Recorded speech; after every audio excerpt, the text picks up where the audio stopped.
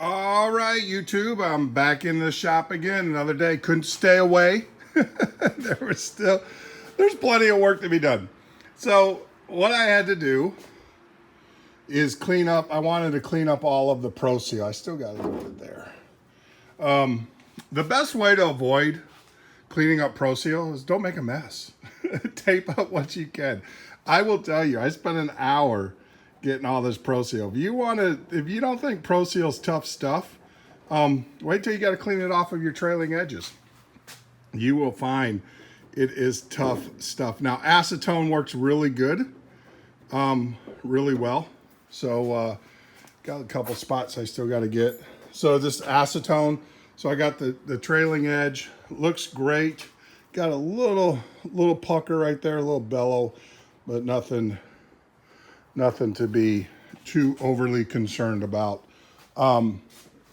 Yeah, definitely, I will have to say, using that squeezer for the trailing edges, for the RV10 trailing edges, just made beautiful, beautiful rivets here.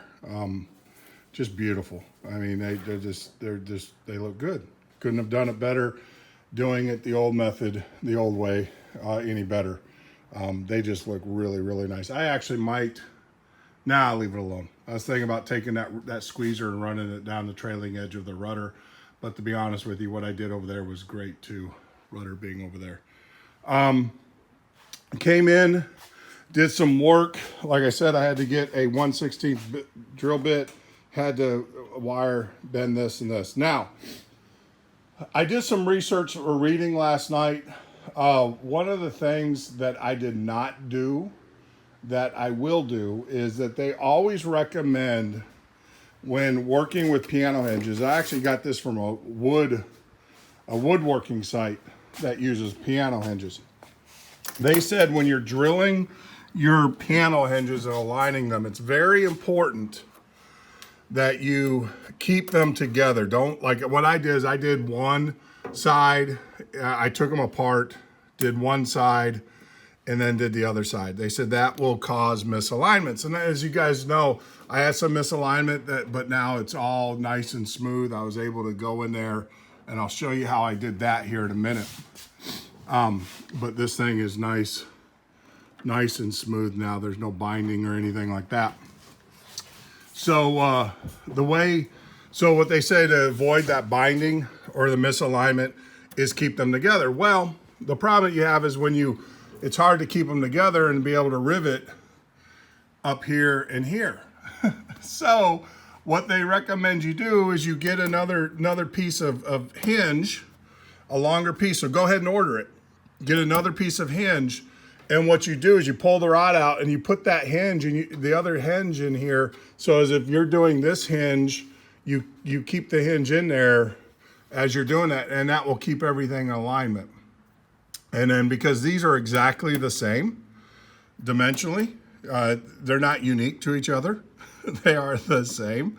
So what you do is you put that in there, and with the other one, you just let it kind of float around as your squeezer. You should be able to get your squeezer over the tang to get, like if you were squeezing this side, you just let this flop in there, but you put the rod in, flop, and then you do the other one as well. And I'll show that when I do the next video. The other thing that EAA said you can do is if you're having a hard time getting this pin in, is to attach it to your drill. Do exactly what I did yesterday. Kind of profile this to make it like a bullet, not a sharp point. You're not killing vampires or anything, or it's not a weapon, but kind of round it over so it's not so blunt. Take your drill and then, just kind of advance your drill, and that will help. And I will tell you, that did a phenomenal job in getting that in there. Now, the third thing that you can do, and this is what I did, is I took a little to get this to get a lot smoother, so it will rotate a lot smoother with no resistance, is I took some rubbing compound, some bore or some cylinder head compound, and I put it on the rod, and then I just ran that up and down before I bent it here. I just ran it up and down inside there about 20 or 30 times, cleaning off, putting more on and cleaning it off. And that polishes the rod here and it also hones out or kind of, I don't want to say mates, but it kind of gets everything in alignment. So they're, so everything, so the pin, so there's no friction there. I am just so amazed at how well that lines up. I was a little concerned, to be honest with you, that this was bigger than that edge there. But if you guys can see this, let me get it there. I mean, that is, let me see if I can line that sucker up. I mean, that sucker is dead on dimensionally. So that was really, really nice. The other thing is, don't forget, you got to bend this down. I couldn't roll it because there's not enough material to roll. I wanted to put a bar in there and kind of roll it. So what you do is you just put it on the bench and just kind of bend it. You're going to need that so it can clear.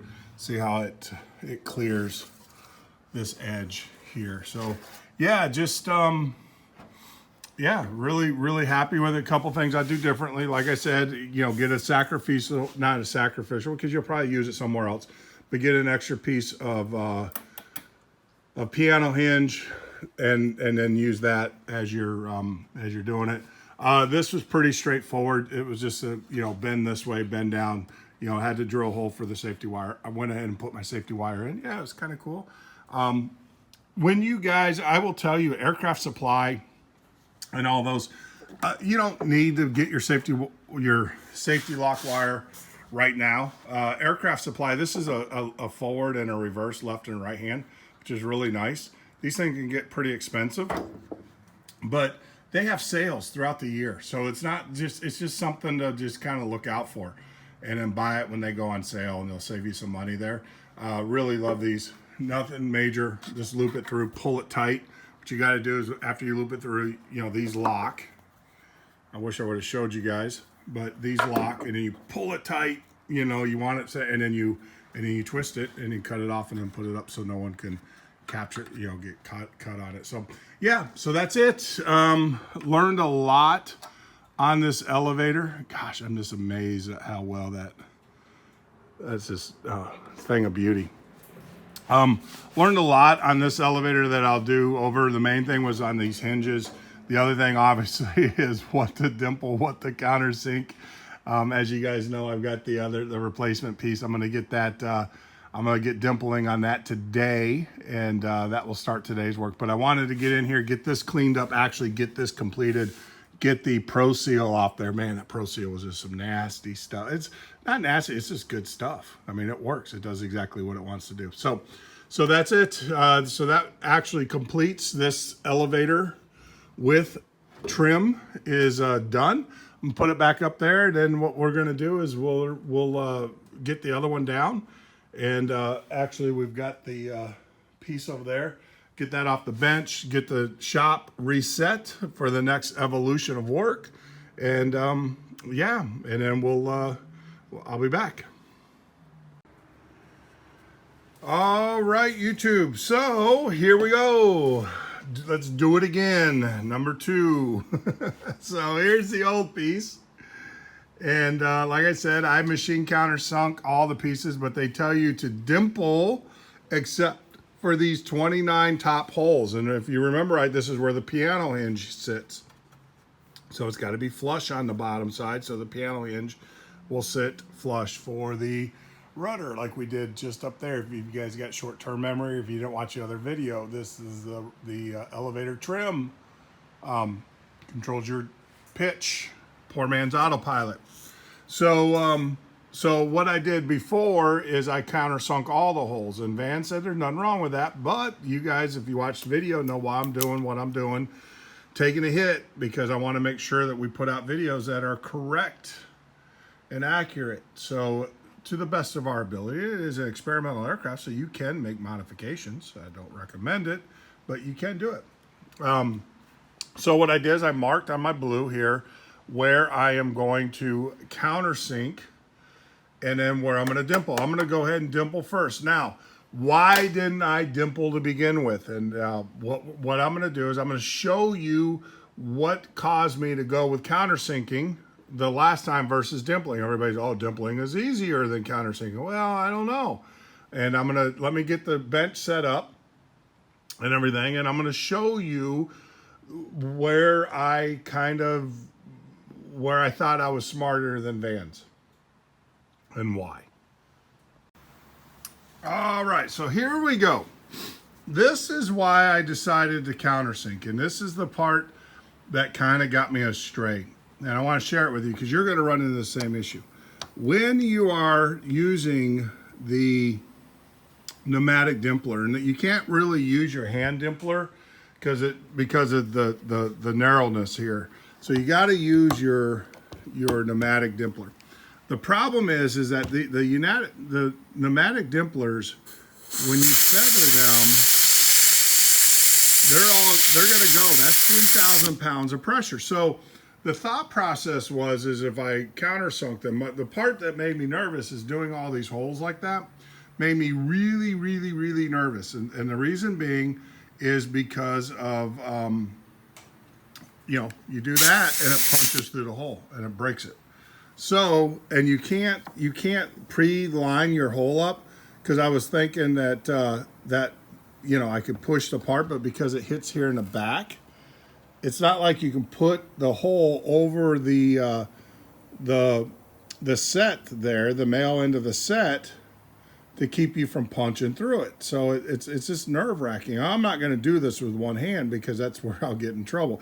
But you guys get the gist of it, is that you have to have this thing perfectly aligned as you close it, because if you don't, it will oblong that hole, or worst case, actually punch another hole. So I made the executive decision to countersink everything. Well, countersinking is fine, and Van said it was okay under one condition. You don't enlarge or oblong the hole that's there. The material's thick enough to be countersunk. Van said that. Their instructions do say to dimple these, and then just countersink those 29 at the top where the rudder, where the trim goes. But they said there's nothing wrong with with countersinking all the holes as long as you don't oblong the holes. And I did that, and I followed that, and I was aware of that. You don't want to make the holes any bigger or egg them out, because then you don't get a good bond. But keeping with, I don't want to put videos out there that tell people there's technique and then there's deviations. And I don't want to deviate from the plans, because the problem is that could lead to someone making a mistake. Maybe they're not as diligent as I hope you are. You're building your own airplane, but who knows, right? You could do something. And I don't want someone to say, well, I saw Jeff do it. Not saying that they do it, because you know what? You watch these videos and you build an airplane at your own risk, right? This is not instruction. I am not an AP. I'm not an IA or anything like that. This is just for me to keep track of what I've done, so I can prove it to the FAA. And I said, the other thing is I share it with you guys, and maybe we can learn together. So what I did is I went ahead and took it wasn't that bad of a replacement. The part was only $14. Shipping actually cost more than the part did. And that's usually what happens with Vans. So the thing is that I have the part here. I'll do it right this time. I'll just take my time, and then we'll just see what we can do. And it is nerve-wracking. I will tell you, this was probably the most nerve-wracking part of this whole build so far, is because you screw this up, you're gonna be paying 60, almost $70 to get a new part shipped to you, because that's what it costs. Even though the part is $14, shipping is what kills you when you buy replacement parts from Vans. And the fact that I had to wait. So there you go. I just wanted to share that with you guys. I'll get these dimpled, and then we will countersink, and then we'll get it ready to get into paint, and then we'll call it a day. All right, there you go, YouTube. So I was able to dimple it wasn't as bad as I thought for some strange reason. Maybe it just experience. I don't know, but getting them dimpled was no big deal on this go around. I did realize that my gun, or my pneumatic squeezer, when I laid it flat on the table like this, it was actually right at the right height of the holes. So I only had 2 or 3 that I had to stop from going through and everything. So It's just getting control of that gun. If you of your pneumatic squeezer, if you have good control of it, then yeah, you won't have any problems. And maybe I'm just getting better at it. I don't know, but yeah, I was able to get everything dimpled and countersunk. And as you guys can see, I have a coat of paint on it, and I'm just letting it dry and everything. So yeah, yeah, it was pretty straightforward. Nothing. Sometimes I guess we make things bigger than what they actually are. All right, so we got the rear spar dimpled, countersunk, and primed. We got the right side elevator done, complete, done. And so we gotta wait about 2 days. I find that the primer does better if you wait about 2 days for it to set up, maybe a day. We'll get here because this piece now, you know, I'm priming all of this with the etch primer, the SEM primer. I love that stuff. Now I'm going to be switching over to an epoxy primer. As you guys know, I'm switching over to the slow build fans component. So everything will be epoxied from here on out. So when I do the tail cone and everything, that will all be epoxied, primered. I have the paint booth that's sitting over here. These are these boxes over here in the corner with the blowers and stuff. So so we'll set that up and we'll prime all that with the epoxy primer and everything. So this is going to I'm just going to use the SEM as touch-up, nothing major, just as touch-up. All of these parts, for the most part, the exterior of them are going to get primed and painted anyways.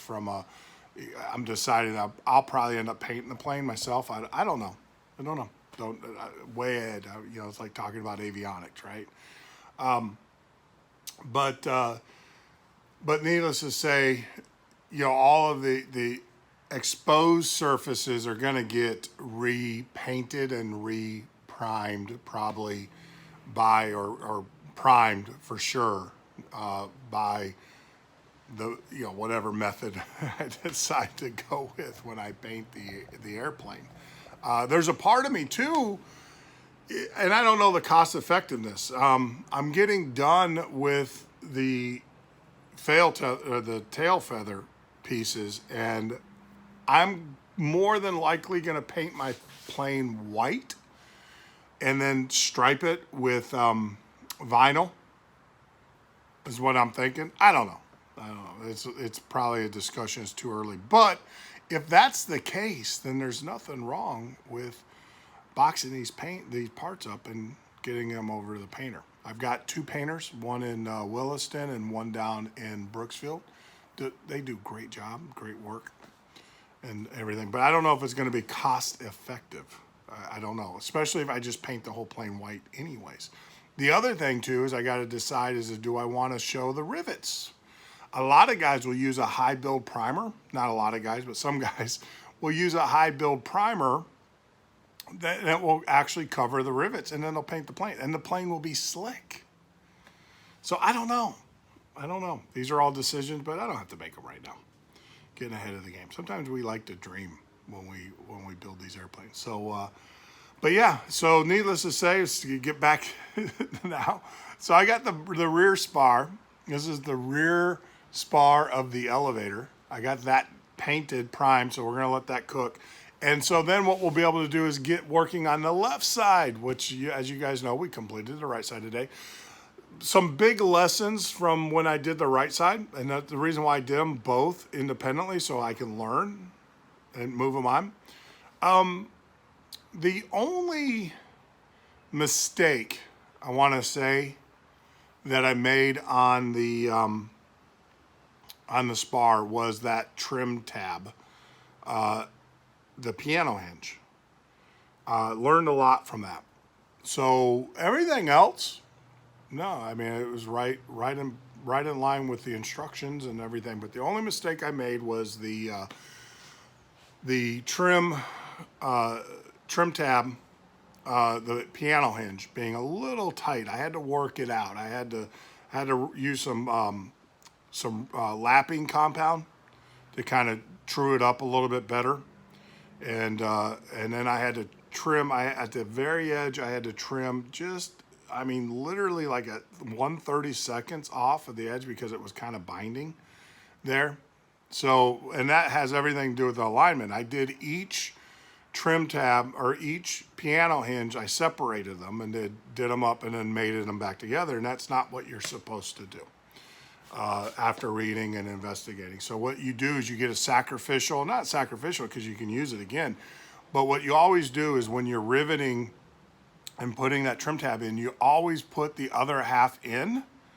And it could be, you know, they're universal, so you can switch them out.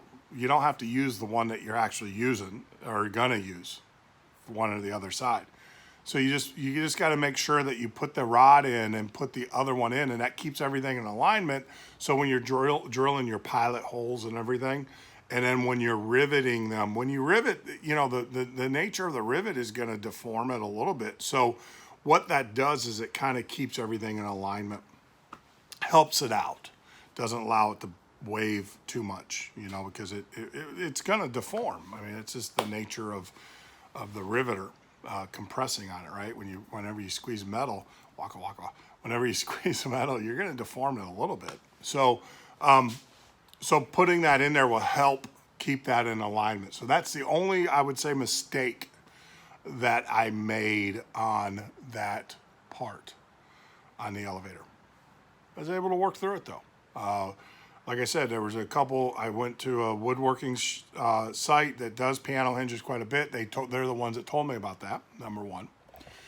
And then number two, EAA said when you're running the piano hinge, and you guys, especially around the calling, I hear a lot of guys talk about the piano hinge around the cowling is a real nightmare to do. A lot of guys talk about that. EAA says you can actually take a little drill and spin it, you know, obviously round that edge over and spin it, and that will help push that in. You know, it kind of, I guess the spinning motion and stuff is enough to get it to grab and then to pull itself in, kind of like a screw, but not really like a screw.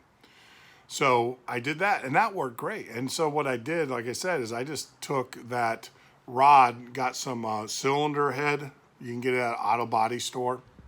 Honing compound. It's just it's a pumice. It's made out of volcanic ash and in a thing. And you put that on there. And I just took the dowel with the drill and then ran that in and out about 8 or 9 times, cleaned it, did it again. And that honed it out. That made it, you know, perfect. So it really wasn't a mistake. It was just a learning opportunity. Other than that, I mean, everything else, very happy with the elevator. And so I'm going to take that over to now the left side. And so we will start working on the left side in about 2 days. I'm going to let this dry, let the primer set up and everything. And then we'll get back into the shop and get working. But man, we are cruising. I'm hoping to have that left elevator. I'm not going to say it because God will laugh, right? But maybe by next week, get that elevator done. And you know what that means?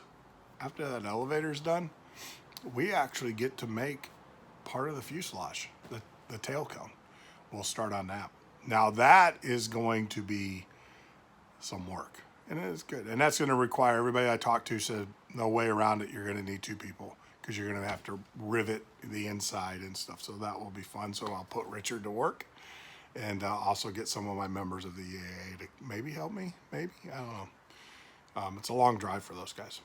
So with that being said, I just want to say thank you. Thank you for joining me in the shop today and everything. I hope you guys are staying safe. I hope you guys are being well.